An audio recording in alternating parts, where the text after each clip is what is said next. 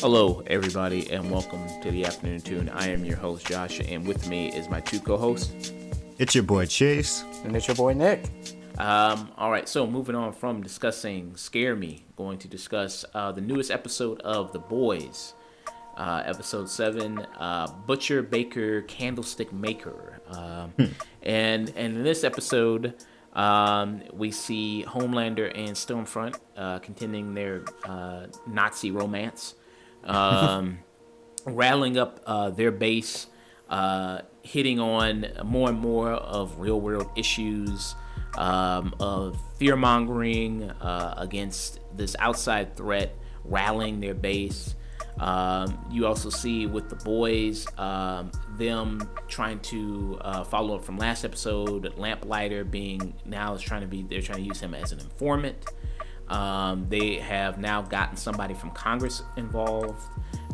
Victoria Newman, who people said is the AOC, I guess, sub-in character, I guess.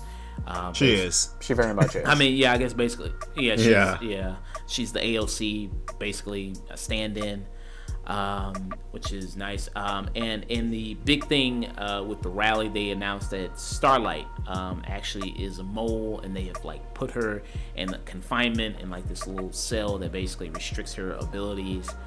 So they're holding her, basically scapegoating her, saying that she's the one that is this mole that's bringing all this bad stuff up about the VOD, about the superheroes.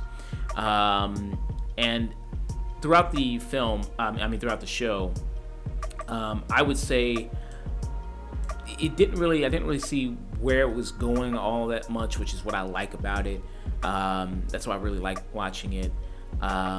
Didn't really want to see where they were all going to go with it, and the way it's able to really use that humor and that social commentary in it is pretty good. Did you all think at some point throughout this episode it was maybe a little too on the nose, the social commentary they were doing? Or do you think it was still a good amount? I never feel like with social commentary on this show, I never feel like it's really too on the nose. Or if it is, it's done intentionally, because the show is inherently ridiculous. This is a bunch of superheroes in the real world, and all of the real world implications of something like that happening. But yeah, this had one of my favorite openings of this entire season. It's just a guy who, let's say, would support a certain orange individual, just listening and getting more and more inflamed by Stormfront's rhetoric, and then eventually taking it to its logical conclusion. Right. You guys know who Boogie is? Boogie? The YouTuber? I do not know. No. The dude just looked just like him. Oh, that's all I'm gonna say. You're talking about that incident of him, a fan coming to his house or something like that? That guy? Yeah, no, that's what I thought was really ironic, because the dude looks just like Boogie, and Boogie got in trouble, on internet in trouble, for pointing a gun at a stalker. So I was just like, yo, wait, Boogie's really wilding in this episode. Okay, yeah. I didn't know who he was. I just been seeing it on the internet and stuff like that, talking about. I didn't know who. I have no idea who that is. Yeah, no, I just thought this show just is so good with its timing. I don't know if it's well, obviously some of it is coincidental, but this show couldn't have come out at a better time. And in my opinion, the commentary, the social commentary of it, just on the nose enough for it to not be annoying, but for us to be all right, this is real. And at times also laugh at it. The opening sequence was not something I laughed at. It was, and that was perfectly done in my opinion. It was meant to be a realistic approach as to, okay, this is how somebody becomes a QAnon person. This is how somebody becomes, say, a Proud Boy, or or a part of the Stormfront website, which might be where she got her name from. Yeah, I don't think it's too on the nose. I think it's just right because they say just enough. Like at the rallies, I can understand, some people not really rubbing the wrong way, but the rallies are exactly how that wing of rallies goes, Just, life is a parody at this point, and life is a fucking parody at this point. So Yeah, it's Yeah, when life. when South Park can't even come close to how insane life is now. yeah. When life it's has different. officially out crazied South Park. Yeah. Yeah. Like, life imitates art, which imitates life. I mean, the beginning of the episode, showing this character as you see. Oh, throughout speaking of, the course. I finally remember where I've seen that actor from. Any of you guys watch Community? Oh yeah, It's Fat Neil. Okay. Oh, Fat Neil. Oh, okay. Yeah. It's Fat Neil, who was definitely probably a bad day away from from doing this on that show. Oh, okay. Huh. Deadass. The universes might actually be connected. Did they ever say his character's name? No, they don't. It could have been Neil. Come on, he would have killed Chevy It could have Chase been Neil. instead of. Yeah. You got a point. But I mean, it shows at the beginning of the episode having this character who, over the course of maybe weeks, months, as we see, just constantly watches Stormfront, at press conferences and rallies, listening to, podcasts and interviews.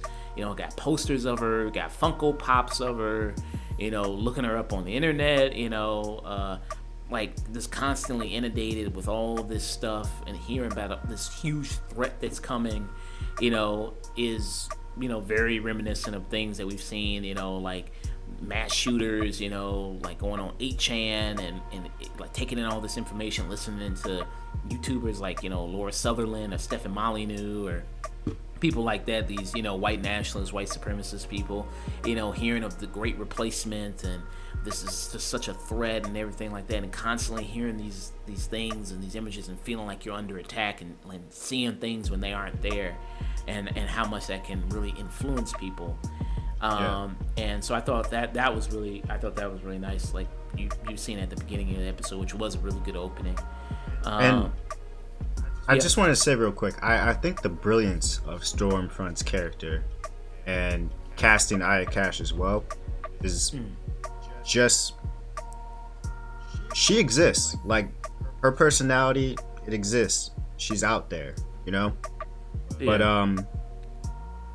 the brilliance of the first 3 episodes with just introducing the points of views that are the opinions that she has that we agree with initially, like, her feminist views and making fun of the movie producer, making fun of Vought and all that stuff. Yeah. Perfect. And I think that's perfect because we get to see how complex she is. She's not just a one-note Nazi. She's not coming out the gate swinging with evil. Yes, and it charms you with her. Yes, it's very rare that people will show their worst side like that, and it's kind of indicative of the state of racism in this country. It's like we're a little more savvy to it, so we have to present it in like this prettier, easier to swallow package. And she's very pretty. I'm sorry. Okay. All right. Yeah. I mean, so like you said, the show, like I said, presents these things in those packages, and how it kind of like, people have talked about how kind of the side kind of sucks you in because this kind of anti, SJW reactionary kind of community at first. You see, it's like, we talk shit about all these people and the corporate woke stuff and people being, these feminists, talking about all this other stuff, being mad at men and blah, blah, blah. And it kind of sucks you in through that. And then it kind of then starts trickling in like, oh yeah, the brain shape, the brain size of black people's brains is much smaller than white people's brains. It starts like, leading you in through that stuff, and then kind of inundating you with all that other ideology that is like, oh, what the fuck? Like, I mean, I thought we were just laughing at, some cringe and all this other stuff, but the way it kind of just sucks you in there, and it, kind of converts you there, because now you maybe are warmed up to the person, you like the person, and, now you're just ready to accept any information they tell you. So I think, the show does a very good job at showing things like that. You also see in this episode a lot more personal stuff with Butcher, where he meets his father, and you see that he's a very contentious relationship with his father. His father's played by John Noble, who I like. I liked him on Fringe, which was really good. I love that show, which was really nice. And his father's a bastard. I mean, there's no other way to put it. Just a completely bad person, and basically made Butcher who Butcher is. And you see that, and they touched on this a little bit in the last episode, where Starlight was talking to him, of how she compared him to Homelander, and how him and Homelander have so much kind of similarities in that way of upbringing, and of just kind of being angry at the world, for that, and how they kind of have those kind of little similarities, and they don't even really kind of realize that they're two sides of the same coin. Which was very nice to see. And it's ironic too, don't you think? Because throughout the whole course of the show, they always tout like, oh, if Homelander just had a real father and mother, he may have turned out differently. But with Butcher, we kind of see somebody who, if he had a bad father, he would still probably be the same. Yeah, and it's showing a little bit of that moral gray. It's like, yeah, Homelander very much could have had a loving mother and father, but then again, so do a lot of mass shooters. You look into their lives, and a lot of them have like really loving, good family lives. So it's rarely that simple. And I'm sure Neil was. I'm sure Neil was part of the debate team. Yeah, and sometimes it's a little more complicated than that. And whenever we get to it, I'd like to talk about Homelander's justification with Ryan, his son. Yeah. And just to move on to some more things in the episode, we're going to talk about how Huey gets in charge of watching Lamplighter. He's a star witness. He's going to testify against Vought. And he sees that on the TV during these rallies that they have Starlight captured, and that she's being outed as being this traitor and everything like that. So he basically goes with him to go break her out of the place, which I thought, it was maybe really rash, really stupid. Especially when they said like, okay, this guy, how valuable this guy is. But it's also pretty in character for Huey. Yeah, pretty much. Yeah, it is. Especially because prior to that, what were they watching, Josh? A lot of superhero porn. A lot of porn parodies of all the. Can you go into length? I don't know if I watched that section. Can you describe it? Yeah, describe it more? Such great titles such as Homelander, Red, White, and Anal. Starlight runs an A train. Big Black Noir. That was the funniest one. Big Black so I mean, Noir. I think I would go on a rescue mission too if I was forced to sit there and watch porn with another man. I'd be like, we gotta do something else. We gotta get the fuck out of here. Like, even if I get killed, eventually going on a suicide mission becomes the saner choice.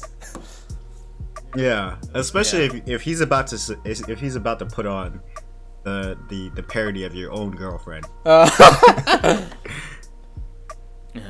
Getting plowed through by somebody who literally plowed through your ex. Yeah.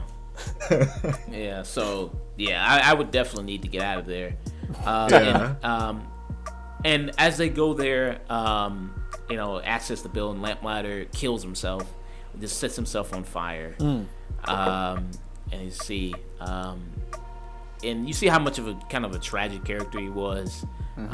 This guy who, maybe did want to do good in his life, but just you get the sense that he had an outlook on superhero life very much like Starlight did in the very first season, how she was like very bright-eyed, very naive, very optimistic, and then slowly being in the Seven, and that just kind of got worn away and broken down until he eventually just got cast out and then relegated to just cleaning up Vought's dirty work.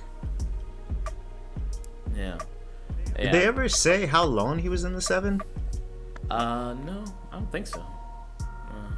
I think it can be assumed that he was like one of the original members. Okay. Really? Because I remember in the comics he was a little bit older than most of the Seven, right? I don't know. I've only read the first volume of the comics. Okay. Yeah. And then so he sets himself on fire. And then when he does that, it sets off the alarms, and then Starlight can use the electricity from the alarms to basically bust herself out of prison, out of the cage, and try to escape. And then, she's trying to escape, which is a nice, good scene with Black Noir, who comes in as this threat, and he's handling her really. I mean, she's got like no shot. What I mean? He's just they show off Black Noir as essentially the Seven's version of the Hulk. He is the guy you send in when you need shit done. Yeah, pretty much. He's the Hulk and Batman. He has everybody's weaknesses on check, but he has the strength of the biggest kryptonite of all, which that caught too. me so off guard. The most dangerous I was so man confused. has a tree nut allergy. All he has to do is just eat an almond joy and he's gone. It's like, wow. You know what I mean? At first when I saw that, I was just like, wait, what is Maeve putting in his mouth? Is it like something to like muzzle him or something? Like, what's going on? And then I saw the wrapper. And I was just like, yo, this is... The show is so great in bringing in moments of levity. Yeah. But do you guys have any theories? Like, do you think he's alive? I hope he's alive. I hope. Yeah, he's alive. I think so. I don't think, because Black Noir, he's a character that is great for bringing in a lot of physical comedy, and I don't think it's be smart to kill him off this early into the show's run. Yeah, and so I think this episode also, that whole scene proved, to me at least, that they are definitely not going with the comic route. They are not. No. Thank God, because I'll be the first to say it. The Boys is Garth Ennis' worst book. Really?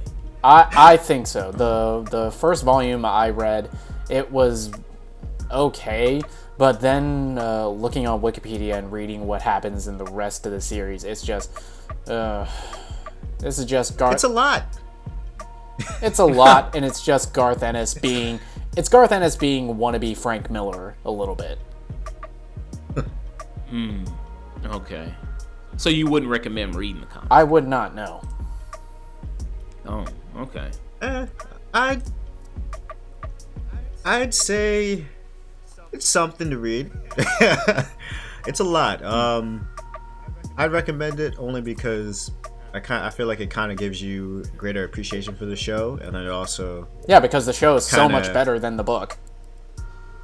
But you could also get some background for what's potentially to come. I feel like. Yeah, the suit 'Cause characters reading have actual depth and are actually characters in the show, unlike the book, where they are just literally caricatures of evil caricatures of the Justice League. Homelander did nothing wrong in the comics. I'm just gonna say that. I can't say that for the show, but I could definitely say that for the comics. Okay. So, I mean, I thought that was a really nice scene between Starlight, between Black Noir, and the save by Queen Maeve before Black Noir kills her. Is nice. And in this episode, Queen Maeve also has a good amount to do. She breaks up with her girlfriend, Elena. And that was a really nice moment. I thought that was very well done. Did you guys jump out of your seats when she flipped the table? A little bit, yeah. Yeah. You know, but you know, to see where her character goes now, to see. So do you think that now, since she's not with Elena anymore, she's going to use that information just to take down the Seven or take down Vought, or like where do you think that they're all taking that? I think before the very end of this episode, that was her plan. Now, I don't know, man. I don't know where you go with this. There has to be some kind of resolution for that, though. This next episode. Yeah. And what, it has to be some resolution with her trying to kill Black Noir. I mean, it's got to be also something with that, also. Yeah, and that's why I asked, do you guys think he's alive? Because I feel like Maeve isn't the type of person to just leave a job undone or unfinished. So, and with Black Noir, because I don't think with a tree nut allergy you have any amnesia. Right. I feel like he'll definitely remember who gave him the almond joy.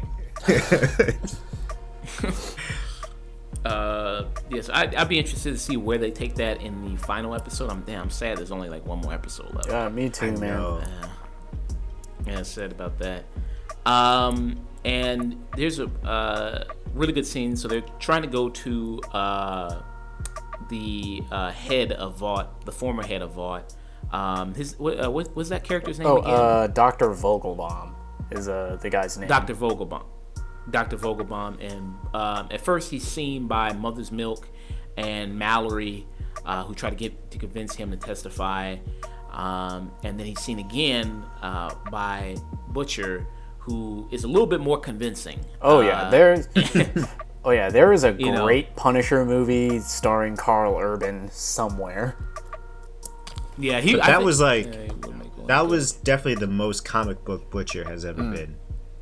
Show. That's definitely the scariest Butcher has been in this entire run of the show, because he is threatening this guy's family, and you believe it. He is selling the shit out of it. And Carl Urban, a terrific actor who I think does not get enough love or get enough work. Yeah. I mean, this show is great for him. I mean, he's had a good geek icon career. He was Bones in Star Trek. He was Dredd. He's had a really good geek icon type of career. I mean, he really has. I mean, definitely stuff that would make him a staple at conventions for decades and decades and decades. Exactly. He could just live the rest of his life doing odd signings at conventions, and he'd be fine. Yeah, but I think this show gives him time to really act. Yeah, this is. Yeah, especially this episode. This episode is his best performance, especially the scenes with him and his father, John Noble. I feel like they have a really good back and forth. Well, I wouldn't say good, but it just goes to show that sometimes even if you have a family, they can still fuck you up. And Nick, I did have a question though. As someone who has read one of the comics, didn't John look exactly like Butcher in the comics? John Noble, but, just obviously older. Yeah. Yeah, he did. And even last episode in the flashback, Butcher finally looks like comic book Butcher, like with the all black with the slick back hair. Yeah. But, you know, he still has the beard.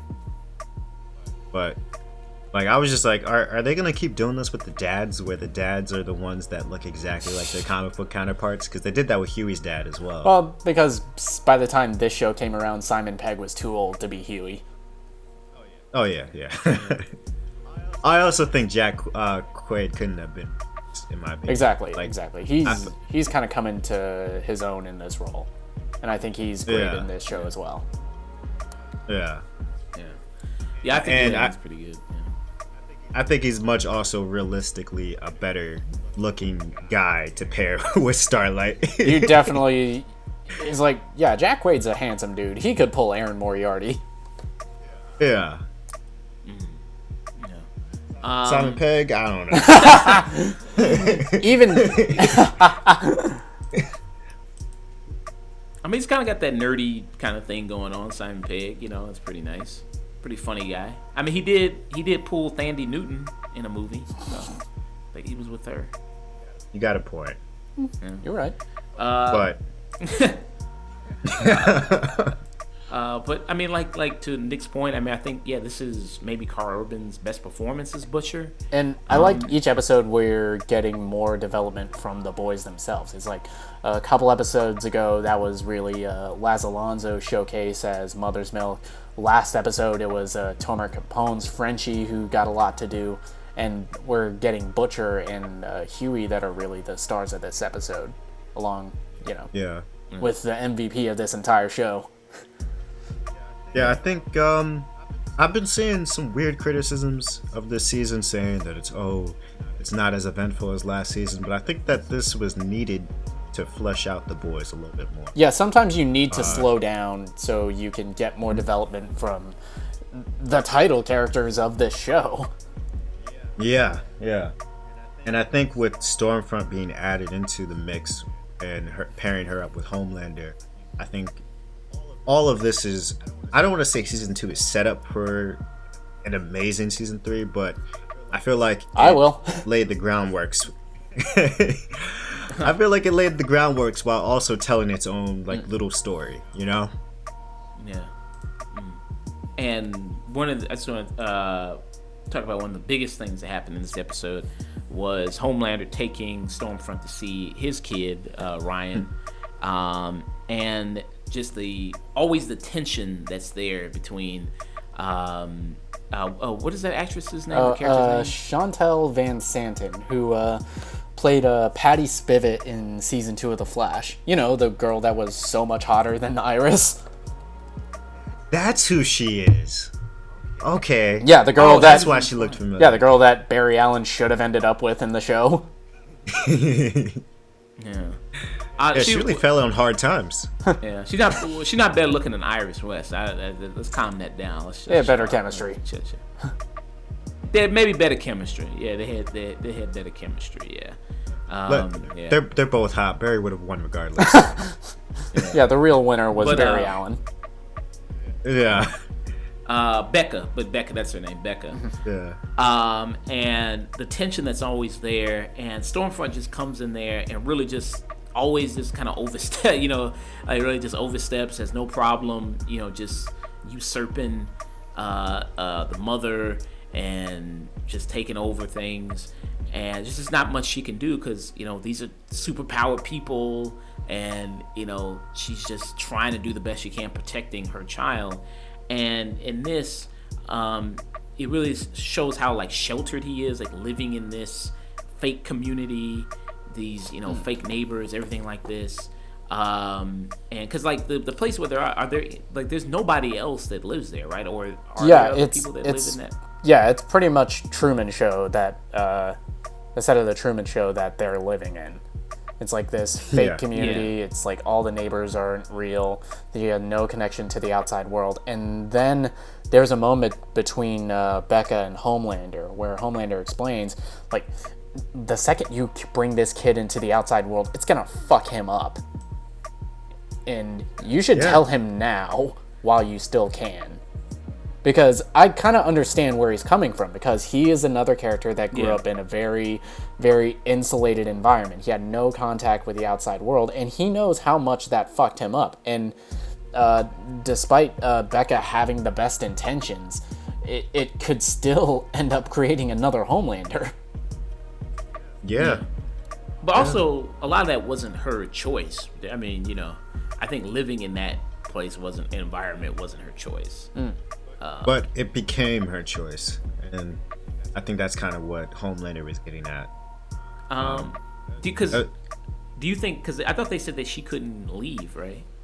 Well, she couldn't leave, but keeping him there while Homelander exists was her choice.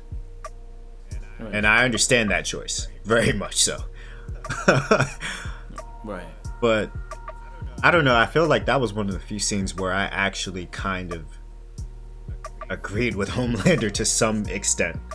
You know, the kid does need to be outside. Maybe not with Homelander, but he does need to, you know, grow empathy and see the world for what it is. Whatever Well, it is. I mean, he was obviously learning empathy. He was watching The Blind Side. I mean, you know, he Yeah, was you're obviously, you know, Well, You're right. Pro, he's learning empathy. Con, he's got a really shitty taste in movies. yeah. Well, You didn't like The Blind Side as a kid? No, I fucking hated that movie. Yeah, and it was funny when he's so he does like these little like Lego videos where he recreates the movies using like Legos and everything like that. He's showing them, and then she And was some like, "Oh, great look at comedy, and Homelander's just, this fucking shit. And then just one look from Stormfront. It's like, wow, Ryan, that's so great. that." Yeah. And she says, "Well, do you do anything that kids actually like to do?" You know what I mean? Yo, you know. the best line in the show by far was the Nazi asking a child, "Do you watch PewDiePie?" Yeah. Oh yeah. Yeah, you know. Oh my god. Yeah. So. And I've seen a lot of yeah. criticism about this episode, in particular to like how quickly Ryan turns on his mom and goes to Homelander, but he's also a kid, and kids do that. Yeah. Yeah. It's like you show them Yeah. a little attention, you show them a little positive, and you can turn them easy. Yeah. I mean, that's just child behavior to kind of switch on a dime. And then be swayed right back as soon as your mom gets you ice cream or buys you a new game. Very much so. He'll be back. So, what do you think the implications for this episode are going to lead into not only just the next episode, but the next season? So, do you think, like, she's going to get him back in the next episode? Do you think they're going to say that for the next season? We're going to see Ryan being corrupted more next season and being turned, and then they have to like try to get him back? Like, what do you think is going to be one of the main things from this season that's going to carry over to next season? I think. Did you guys see the promo? Oh, it's like I saw the promo. Becca going back to Butcher. That's Yeah. all I saw with the promo. And I think next season, I think the way to go with this is you have the boys try to rescue Ryan and fail. And the third season is just the battle for this kid's soul. And you can talk a lot about child rearing in today's society. And you can talk about nature versus nurture a lot. Chase, what do you think? I like that idea, Nick. And I especially like the scenes that could come out of it. Just like, you know, when Stormfront reveals her true self to Ryan, I wonder what Ryan's reaction is going to be in comparison to his father's reaction. I feel like Ryan's reaction will be a little bit more like, no, that's... No, you're a fucking Nazi! That's not what my mom told me. Black people are human too. Yeah. So it will be interesting to see like all the empathy, all the things that she's instilled on him. How much will that come into effect when he's with Homelander and Stormfront. That would be very interesting to see how much that comes into effect. Some like Ryan will say Black Lives Matter, and Stormfront will be like all lives matter, and then Ryan will be like, what? Really get into that commentary. But we'll see. But one of the final things of this episode is, so Dr. Vogelbaum goes to the hearing, which is against Vought, and heads just start exploding. You know what I mean? And the boys are sitting there watching it on TV, and it's all of them sitting around, including Starlight and her mother, and heads just start exploding out of nowhere. So, are we thinking it's the girl with the telekinesis, or nah. we're thinking it's something else completely different, or like what could be causing this? I'm wondering if it's actually Stormfront, because there's no real hint at what the totality of her powers are, because it's clear when she was Liberty she had like super strength and all that, and as Stormfront she has that plus electricity and flight. So is like some form of telekinesis also in her skill set? Is that what she's doing? Is she like manipulating electrical waves to make people's heads explode? I don't know. And here's why I say it's definitely not Cindy, because Cindy would have targeted Stormfront. Oh yeah, yeah, that's good. Meanwhile, whoever did it targeted everybody that Vought needed to get targeted. And Shockwave, but you know, that's just you got to get one of the soups out of here just so they can have like that, just so they can clear their backs, and so they can prove that this wasn't an inside job. It had to be a soup terrorist. I'm wondering if this was the Church of the Collective, because the whole how they got A-Train to join is because they said, they're going to give Shockwave the A-Train suit. And he was like the only soup character that got targeted. And especially because the church is like really connected to Vought, and if Vought goes down, then that's a huge source of income that's gone away from the church. So I'm wondering if they had something to do with it. Oh, that's a good point. Yeah, that is I didn't think about that. I saw another theory saying that Edgar might be behind it, but with that whole Shockwave incident, with him getting included, I can't really see him doing that. So it might actually be the Collective. You might be right, Nick. Especially because I have a theory that Stan Edgar is Frederick Vought. Because maybe he helped himself to a little Compound V too. And he could body snatch. Yeah, maybe. Yeah. Yeah, and maybe that's why Stormfront is really keen on working with him, because, like you said, he's a black guy and she's literally a Nazi. Yeah, we still haven't had a scene of them together, and I hope that happens in the next episode. Me too, because me too, especially because of Ryan getting kidnapped by Homelander, and Edgar was the guy who was really trying to keep that kid a secret. I wonder how that will turn out, because he's definitely gonna have to come right home.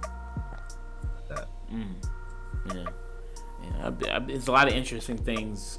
Definitely want to see done. It's only one more episode, it's a lot of interesting stuff. I want to see them talk about in the next episode and the next season. Seeing all these heads explode, seeing all these things, and seeing like they were again so close. Again, the boys, they were just like, okay, finally, this is it. Hey, we're gonna finally out these people, and then boom, just like that, those hopes go away, and Butcher just goes like, you could just see the look on his face, just leaning over like, fuck, you know what I mean? Like, really, we can't just get these people. We can't have a break for once.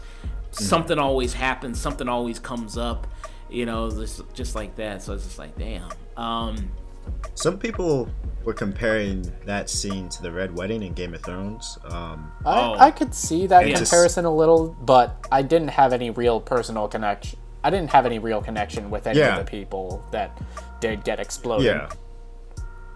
Yeah, that's the difference. But you do have a connection with the boys, and to see them emotionally distraught, And just having watching that it, I think. crushing defeat again. Yeah, Especially when they were so Yeah. close.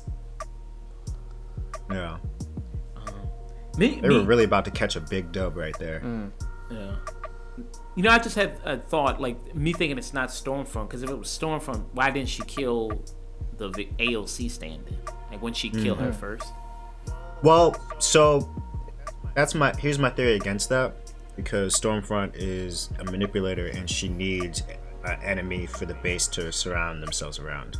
So the AOC stand-in is the perfect enemy for her to keep around if she was the head popper.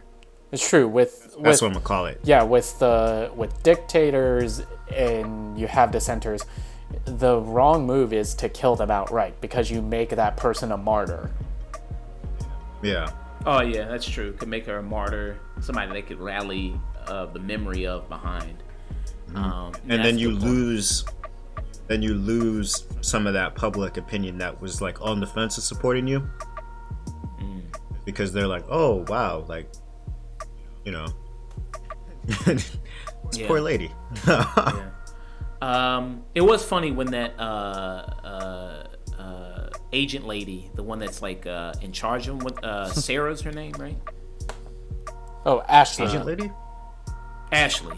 Oh yeah. Yeah, the one that's like quote unquote like the head of them.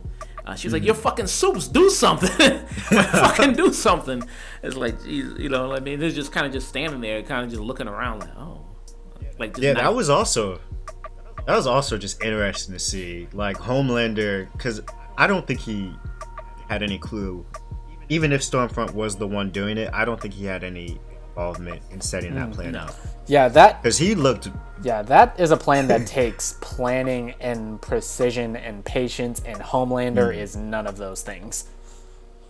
Yeah, and he looked way too surprised. Like, looking at him, I was rewatching that scene a couple, maybe one too many times. And because I was trying to see if anyone in the room was the culprit. But when I was looking at him, it was just like, yo, what is going on? Like, I can't do anything about this.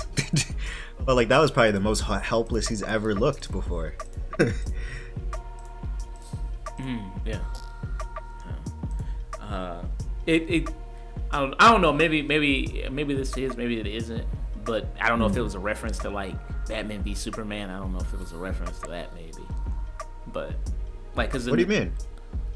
in the scene, you remember the scene in Batman v Superman where Superman he goes to like court, and there's like the big bomb that goes off, and he's just Yeah. kind of standing around looking at the fire. You know what I mean? Like he's just standing there looking at, like, bro, you're fucking Superman, bro. Can't you? You can Do just, something. You can blow out the fire, bro. You can just use your ice breath, bro. Like, you know, but I feel like with this is a much more complex threat, because it's like, yo, where is this coming from? yeah, You know, there's no like bomb or no fire. It's just people just blowing up at random, as so it seems.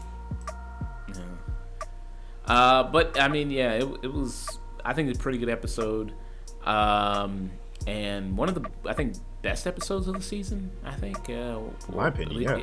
You know, like if not one of the better ones. To all you people out there listening to this, I hope you had a good time listening to this.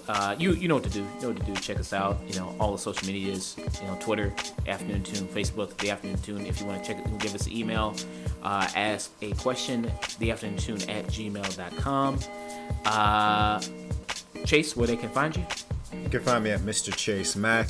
That's spelled Mr. M-R Chase CHAYSE, and then Mac like Bernie Mac MAC. At Instagram and Twitter. How about you, Nick? I think you already plugged my Instagram and my Twitter at Night and Day Nick. Yeah. Thanks a lot, everybody. Thanks for listening. All right. Yeah, and you know, people, good people, you know, always good to comment. Let us know what we did right. Let us know what we did wrong. constructive criticism. Always subscribe, like, show that support, help us build us up, share us. You already know all that good stuff to do. And to all you people listening to this, I hope you all stay tuned.